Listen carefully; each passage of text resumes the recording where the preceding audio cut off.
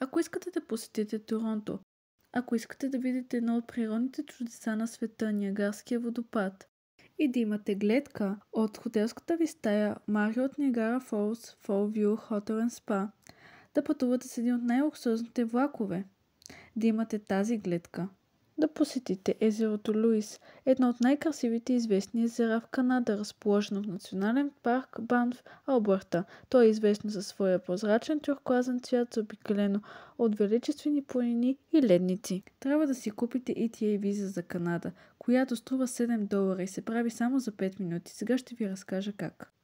Трябва да отидете в сайта Government of Canada. Оттам да напишете ETA виза. Трябва ви валиден паспорт, дебитна или кредитна карта. Винаги купувайте виза от официалния сайт на правителството, никога от туристически агенции или други сайтове, които продават визи за Канада. Повечето са скемари. В сайта са описани всички инструкции, как се взима виза, какви са ви необходимите документи и също така какви са правилата, които трябва да спазвате в страната. Когато взимате ETA виза за визит, турист, не може да работите, не може да пресрочите срока на тази виза. За нас, българите, е 180 дена. Трябва да попълните националност, от коя държава сте, номера на паспорта, фамилията ви и първото ви име, датата на раждане, вашия пол, в кой град сте родени и данните на паспорта, датата на изтичане и дата на издаване. Аз летя с австрийски авиолинии до Виена. Полетът е кратък, 1 час и 35 минути.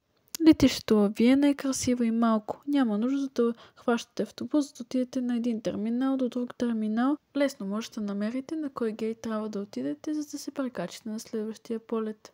Аз избрах да летя с Air Canada.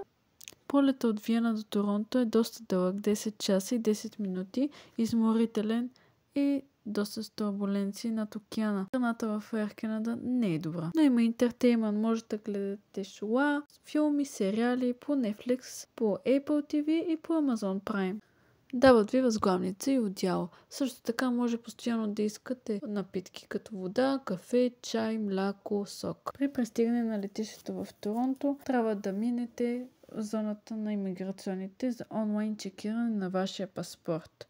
Когато се сканира паспорта ви, трябва да отговорите на няколко въпроса, които ще ви бъдат зададени на екрана в онлайн формат. Машината ви дава билет с номер. След това трябва да отидете при граничен контрол.